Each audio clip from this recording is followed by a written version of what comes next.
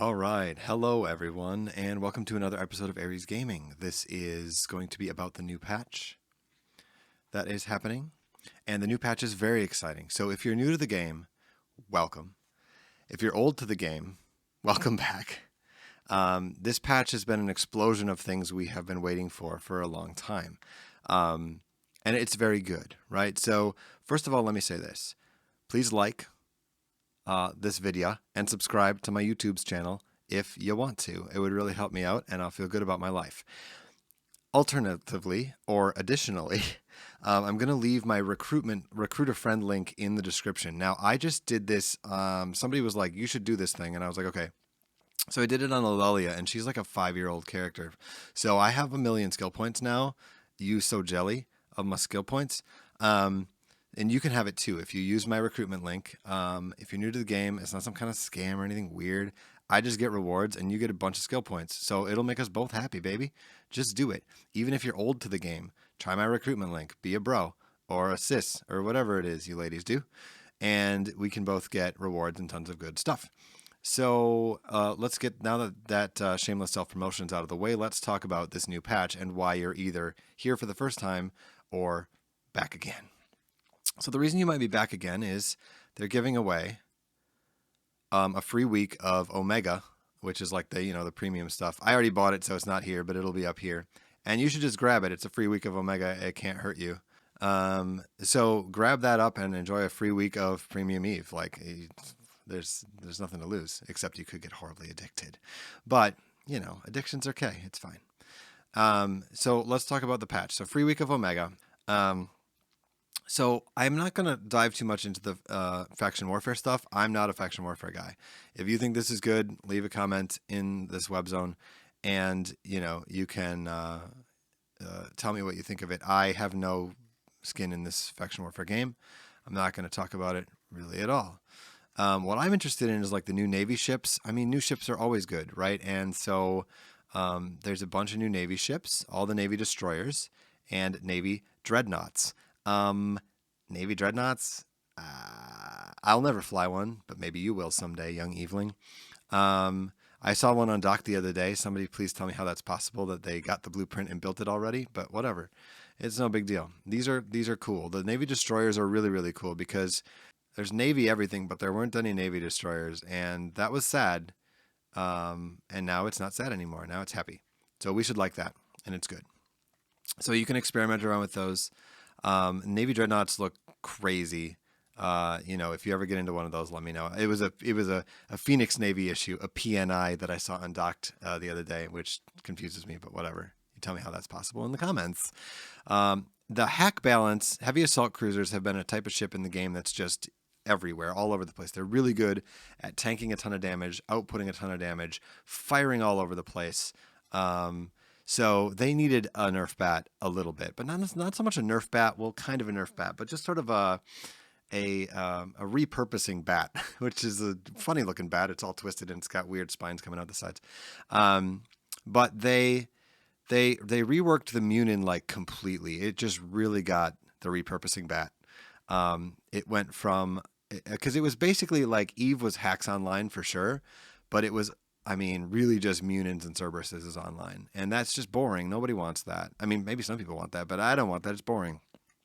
So they changed it into a missile ship, and they gave it one of my favorite new bonuses that I've seen, which is this plus 3% bonus to shield and armor resistances. Like, I think it might be the only ship in the game that has a bonus to both shield and armor resists, which that's just really fun. Like, I don't know if it's good or not, but it's fun.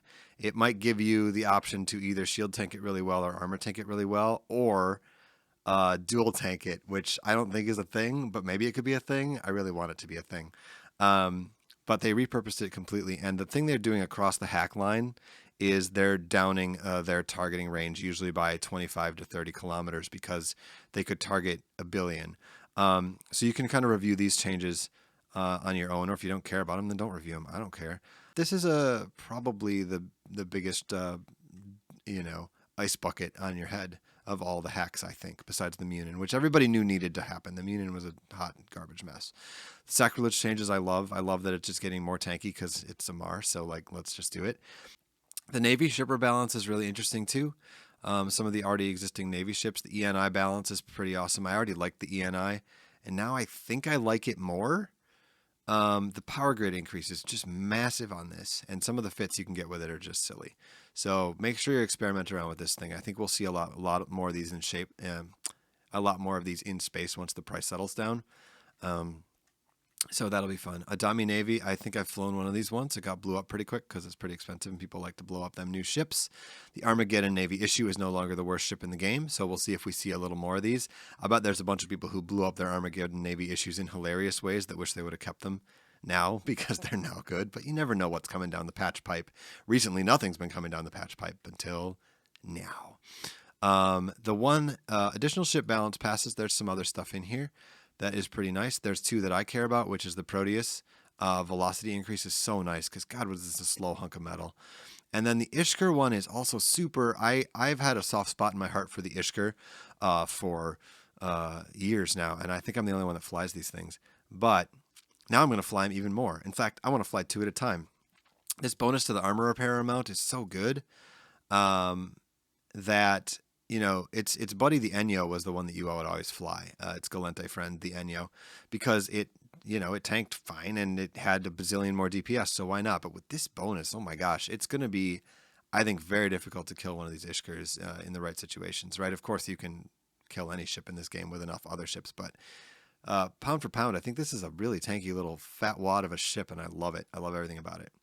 Here's another change that came down the pike that everybody's been waiting for forever, which is you can now have your little Alliance and Corporation logos on the sides of your ship, which is really cool. Now, I know a lot of people play this game zoomed out, but skins and stuff are still really important. They still make you feel really good about your ship. Look at this cool skin I have on my VNI.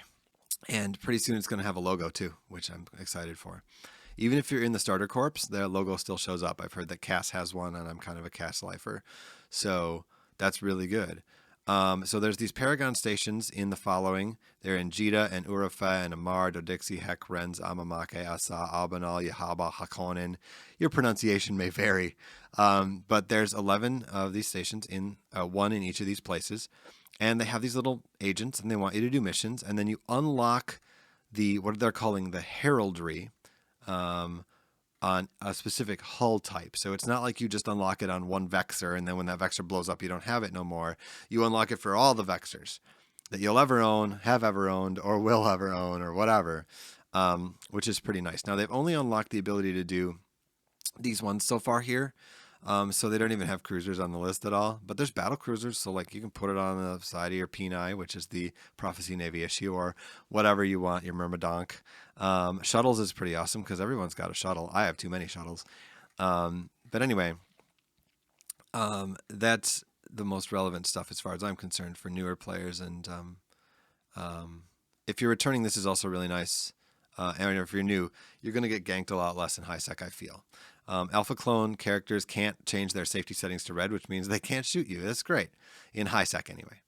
Whatever. At least in high sec, you'll be safe from these Catalyst gank crews. As long as they're alpha, they have to be subbed. You got to sub. And it's no longer possible to run any abyssal sites in 1.0 or 0.9. So abyssal is a sort of an instanced site that many people thought shouldn't have been added to the game in the first place because it was a very safe way to make ISK with like not a lot of counterplay, right? You could try to gank them when they come out, but they're always running them in 1.0, so Concord shows up like before you get there, you know what I'm saying? So the police are already there killing you before you even pull the trigger. It's like a future crime division they have there, but not really. But you get like 4 seconds to shoot at them and then you die. So they've made it so that you can't even run these in 1.0 and 0.9, which means I got to move some of my characters. But that aside, it gets more and more dangerous as you run the higher level, the T6s, the T5s, the really lucrative ones. You get a suspect flag if you run them higher than 0.5, or if you're running a T5, you get a suspect flag if you're running it higher than in the 0.6 system. This is just such a cool change, and I really hope that it nerfs some of that income generation and puts people out into space again. At least puts them into space at least for a little while. The frigate wormhole stuff I don't care about, but what I really do care about is where is it? It's the little things. Now, this is actually a lot of times mislabeled. This should be big things, right? Because quality of life changes are a really big deal for a game and its playability. We can all banter and bicker back and forth about the balance changes that need to happen. But we can almost all unanimously agree on quality of life stuff. Like, it doesn't really affect the game in any negative way. Like, nobody's losing out on any of these things. They're just awesome. The main one that I'm excited about is this. The number of personal ship fittings has increased to 500 because I'm always like, oh, this new fit's great. I'm going to save it. Save. And then it says, Aurelia Banus has 250 fittings. You got to go delete a bunch. And I'm like, oh, come on. So one day I'll probably bump up against this 500 ceiling as well. But that day is not today, my friends. That day is not today. So I like that one. All these are really good, actually. Repair all modules with your nanite paste in space is super awesome. Because all your modules get damaged when you're PvP fighting because you basically are just overloading all the time or overheating all the time. If you're doing it right, maybe. But I'm not very good at PvP, so you don't have to listen to me about that. But right-clicking on one to be able to repair all of them is massive. So yeah, there's just a lot of stuff to love about this patch. So if you're new to the game, welcome. There's a lot of my videos that'll help you in the early stages, and I'll post links to some of the most useful ones in the description. And for people that are coming back, hey, I hope to see you in space. You'll probably kill me. But I hope you use my recruitment link that's in the description. Like I said, 1,000,000 skill points. That's like 20 days of training. That's pretty darn good. You can get some ships trained. Just ask for advice before you blow them all, because it really is a lot. It takes a long time to build up that many normally. So what a gift, huh? So please use my recruit link. Please like and subscribe. And thanks for watching. I hope that this pumps a little bit more life into Eve, a game that I love and have been obsessed with for many a year now. And I know you all feel the same way. So thanks, and I'll see you later.